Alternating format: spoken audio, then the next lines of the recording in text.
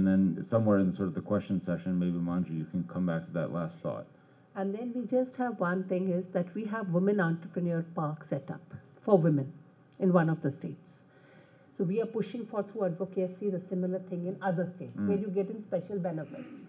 We do thought leadership through bringing out the laws affecting women, which is span across and everything. So these are just simple ways which we do. So whether you're talking about women entrepreneur guidance cells or you're talking about special women-friendly windows, so these are all through policy advocacy. Thank you. Selima, please. Yeah, in Bangladesh, we talk about the access to finance, we talk about capacity building. But I think for women's development, all issues are important. Corruption issues are important. Health issues are important. Safety issues are important. So we form policy advocacy team in Bangladesh. It has 7 divisions, and we have policy advocacy team. And we established a hotline center.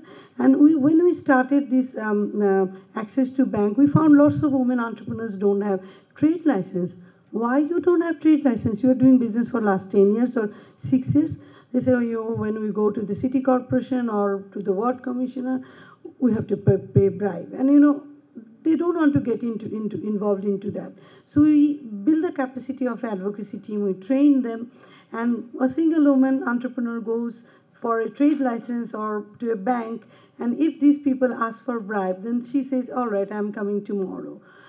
She says nothing. And next day, that 7 group of advocacy team goes. And can you imagine 8 women going to, and meeting that officer dare to ask bribe. So we also find out a solution with a collective effort that how we can avoid corruption.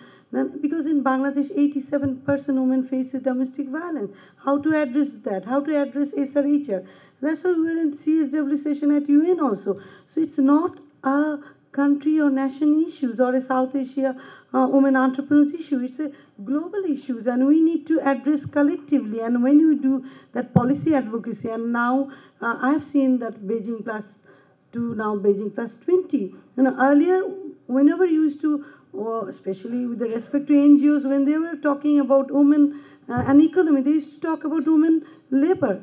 But after 20 years, this time I was just in New York in March, and I have seen everything is connected. It's SRHR, health issues, labor issues, all issues are connected with entrepreneurship, private sector development, because finally everyone has identified or also realized that how economic empowerment is very important for women to fight against corruption, to fight against inequality, to fight against poverty, and to have a gender-friendly environment, to have a better world for the people of this world.